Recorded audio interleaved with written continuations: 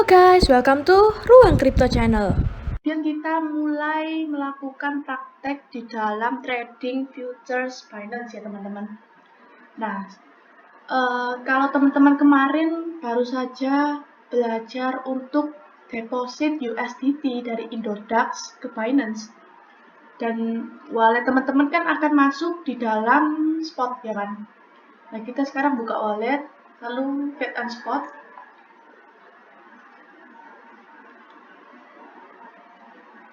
Nah, kalau misalnya kita sudah melakukan deposit, maka wallet kita akan masuk di Fiat and Spot, teman-teman. Nah, jadi seperti ini, saya punya USDT 10,5. Nah, jika kita mau trading di future Binance, kita harus memindahkan wallet di spot kita ini menuju ke wallet futures, teman-teman. Nah, caranya gimana? Nah, di sini ada pilihan transfer, teman-teman. Nah, kita pencet yang transfer. Nah, kemudian ini ada from sama to. Nah, jadi kita pilih yang from Fiat and Spot. To-nya berarti kita pilih yang USD and Futures. Yang ini ya teman-teman. Nah, lalu koinnya kita pilih. Koin apa yang mau kita kirim. Kita menggunakan, karena di Futures itu menggunakan USDT, maka kita akan mengirim USDT. Nah, saya mau kirim semuanya ya teman-teman, 10,5. Lalu kita confirm. Nah, transfer sukses. Nah, berarti wallet kita dari spot ini sudah berpindah ke futures. Kita cek di sini wallet, lalu futures.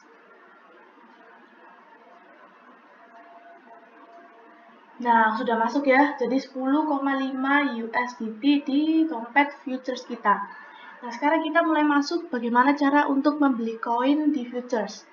Nah, yang pertama kita masuk ke menu yang derivatif ini, teman-teman.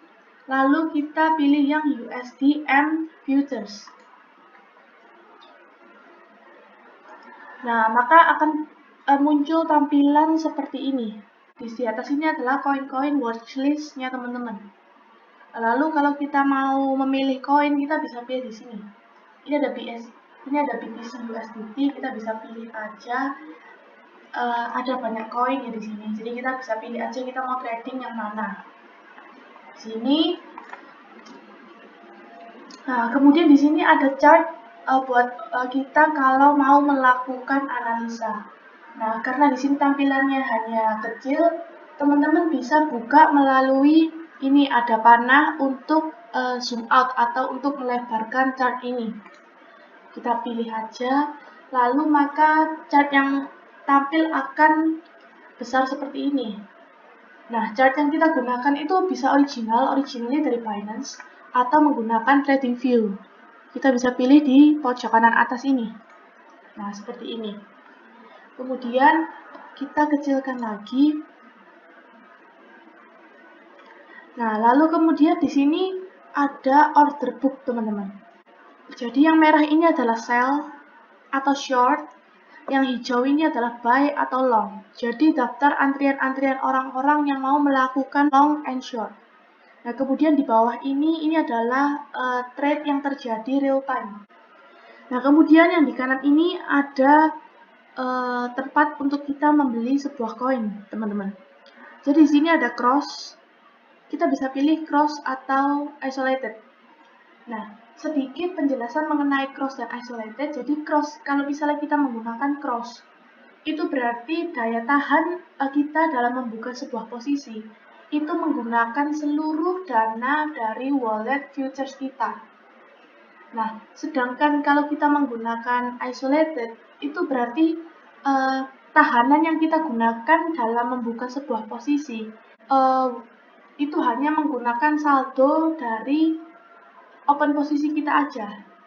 Jadi kalau misalnya saya open posisi $10, di wallet saya punya $50. Nah, kalau kita menggunakan isolated, berarti yang menjadi tahanan hanya USDT yang saya gunakan dalam membuka posisi, yaitu $10. Tetapi jika cross, saya buka posisi $10, wallet saya ada $50. Nah, yang menjadi tahanan saya dalam membuka posisi ini adalah $50 ya teman-teman. Jadi $50 atau seluruh dana dari wallet saya itu menjadi tahanan jika saya menggunakan cross. Nah, saat ini saya menggunakan cross aja. Nah, kemudian di sebelah cross ini 20 kali ini adalah leverage, dimana kita sudah mempelajari kemarin leverage dan juga berhati-hati dalam menggunakan leverage yang tinggi, teman-teman. Nah, kemudian kita analisa. Kita analisa di chart ini. Kita mau membeli koin apa, dan juga di sini ada time frame-nya. Teman-teman juga bisa pilih mau menggunakan 15 menit, atau 5 menit, atau 1 menit, dan sebagainya. Juga ada di sini. Nah, di sini saya akan membeli CTK USDT dan saya akan melakukan open short, yang artinya jika harga semakin mengalami penurunan, maka saya akan mendapatkan profit. Nah, di sini ada limit dan juga market. Kalau limit dan juga market ini sama seperti di spot, teman-teman. Jadi kalau misalnya limit berarti kita membeli sesuai dengan harga kita. Jadi kita antri gitu. Tapi kalau market berarti kita membeli sesuai dengan harga sekarang. Nah, harga sekarang itu bisa kita lihat di chart ini atau di sini, teman-teman. Nah, di sini di tengah-tengahnya order book ini ada harga sekarang yang sedang terjadi. Nah, coba sekarang saya akan membeli secara market ya. Saya membeli harga pasar. Di sini juga bisa kita tarik, teman-teman, kita mau beli seberapa banyak. Misalnya saya mau membeli 6% aja ya. Jadi kita kira-kira membeli 10 CTK dengan cost berapa USDT. Kita gimana cara tahunya kita membeli CTK ini menggunakan berapa USDT? Nah, kita bisa melihatnya di sini, teman-teman. Di bawahnya buy atau long, ini kita juga ada dikasih tahu cost ini.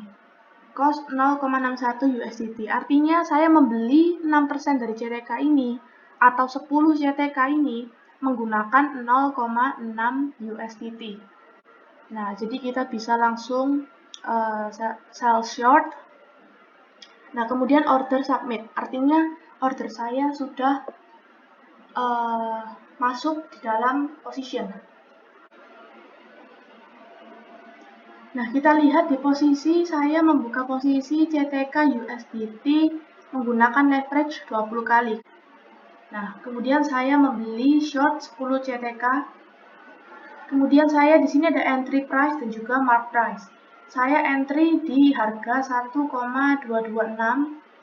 Dan kemudian mark price ini apa sih? Bedanya mark price dan juga last price itu apa sih, teman-teman? Jadi kalau mark price itu adalah rata-rata harga dari CTK USDT ini dari berbagai macam platform trading. Tapi kalau last price itu adalah harga terkini dari Binance sendiri. Jadi seperti ini, 1,223 ini adalah last price atau harga terkini dari Binance. Nah, kemudian di sini ada liquid price, teman-teman. Nah, liquid price di sini yaitu 2,2536. Yang artinya jika harga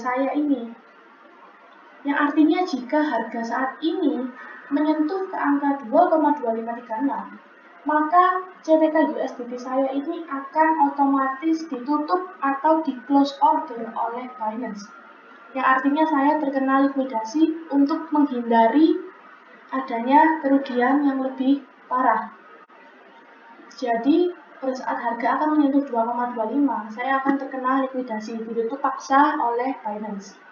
Nah, kemudian di sini ada margin ratio saya yaitu 1,18%. Nah, semakin tinggi dari margin ratio ini semakin berbahaya karena semakin cepat untuk terkena likuidasi. Nah, jika margin ratio ini mencapai 100%, maka posisi kita akan terlikuidasi. Nah, jadi saya di sini juga menggunakan 0,62 marginnya, yaitu 0,62 USDT saya yang tadi saya beli. Kemudian di sini ada PNL ini saya floating loss minus 0,08 USDT. Nah, kemudian di sini ada close all position ini jika teman-teman mau menutup posisi teman-teman. Jadi kalau misalnya teman-teman di sini di 1,2 ini teman-teman profit dan teman-teman belum pakai take profit, teman-teman bisa langsung close all position. Nah, kemudian di sini ada take profit dan juga stop loss. Teman-teman bisa atur di sini. Nah, di sini ada take profit. Misalnya mau take profit di mana? Misalnya saya mau take profit di supportnya di 1130. Saya take profit berarti 1,130. Saya menggunakan last price dari Binance. Kemudian saya stop loss-nya, karena saya entry-nya 122.600, mungkin saya stop loss-nya, saya confirm dulu aja. Mungkin saya stop loss-nya ada di resistennya 1350. Stop loss-nya saya di 1350. Saya menggunakan last price juga. Nah, jadi saya confirm. Nah, jadi sudah terset TP dan stop loss-nya. Dan kita bisa lihat juga di open order ini, teman-teman. Nah, jadi di sini ada order saya, yaitu take profit dan juga stop market. Nah, kemudian untuk melihat transaksi-transaksi apa aja sih yang sudah pernah kita lakukan, nah kita bisa melihatnya di sini, teman-teman, transaction history. Nah, di sini saya sudah pernah melakukan transaksi-transaksi. Ini juga ada trade history, saya sell dan buy apa aja. Dan juga order history saya hari ini dan juga kemarin. Jadi seperti itu kira-kira kalau misalnya teman-teman mau trading di Futures Finance. TC USDT hari ini mengalami penurunan lagi, teman-teman, kurang lebih minus 3%, dan saat ini mencoba untuk menuju kembali ke area supportnya. Setelah kemarin berusaha dan berhasil mantul di support, ternyata sekarang kembali lagi ke area supportnya. Dan kita bisa lihat juga bahwa masih belum bisa menembus MA200 dan juga MA50 dan 100-nya juga masih dead cross. Lalu kalau misalnya kita breakdown lagi ke time frame yang lebih kecil di 4 jam, kita bisa lihat juga bahwa saat ini mencoba retest daripada supportnya kembali ya, teman-teman. Dan juga kalau dalam time frame 4 jam ini masih tertahan di dalam moving average 50. Kemarin sempat break daripada moving average 50 tapi nggak berhasil karena membentuk pola head and shoulders. Nah, kalau kita bisa kemarin kita gambarkan bahwa Bitcoin ini berada di bearish pennant. Kita sekarang bisa lihat bahwa saat ini Bitcoin sedang menguji garis trendline bawah daripada bearish pennant ini yang bertepatan juga dengan supportnya. Nah, harapan yang terjadi pastinya harus bisa mantul ya, teman-teman. Tapi kalau bearish pennant ini seharusnya polanya adalah pola kelanjutan daripada downtrend, teman-teman. Jadi harusnya dia bergeraknya seperti ini. Jadi kita wait and see dulu. Bitcoin saat ini masih rawan karena berada di bawah daripada bearish pennant-nya. Yang kemungkinan besar yang terjadi jika menembus daripada garis trendline bawahnya ini akan melanjutkan penurunan atau mungkin bisa mengalami pemantulan dan melanjutkan kenaikan ke atas. Nah, lalu kita juga bisa melihat kalau kemarin sebenarnya Bitcoin ini menembus daripada garis trendline-nya ya, teman-teman, tapi masih belum bisa untuk melanjutkan kenaikan. Dan kalau misalnya kita ukur menggunakan Fibonacci retracement dari titik swing low-nya ke titik swing high-nya, seperti ini, kita panjangkan dulu. Nah, seperti ini seharusnya kita bisa melihat bahwa Bitcoin ini sekarang sedang berada di titik 0,7. Yang seharusnya jika breakout dan mengalami retest tuh harusnya sebesar ke titik sekitar 0,6, teman-teman, karena 0,6 ini adalah golden ratio yang seharusnya di titik 0,6 ini saat Bitcoin ini mengalami breakout, dia bisa retest ke area ini, kemudian bisa melanjutkan kenaikan ke atas seperti ini. Tetapi ternyata titik 0,6 ini juga dijebol ke bawah dan juga menguji titik support selanjutnya. Sebenarnya kemarin juga yang bertepatan dengan adanya head and shoulders, Bitcoin ini membentuk bearish flag teman-teman, yang akhirnya di breakout di area ini seperti ini teman-teman.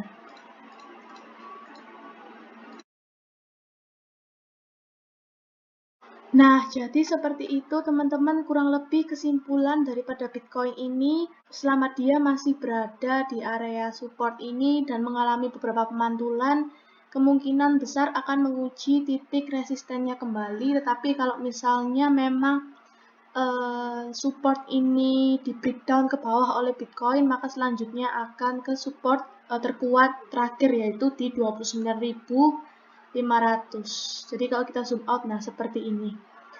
Nah, jadi sampai sekian dulu teman-teman analisa dari Bitcoin hari ini. Sampai jumpa di analisa selanjutnya. Thank you for watching teman-teman. Stay tuned in next video.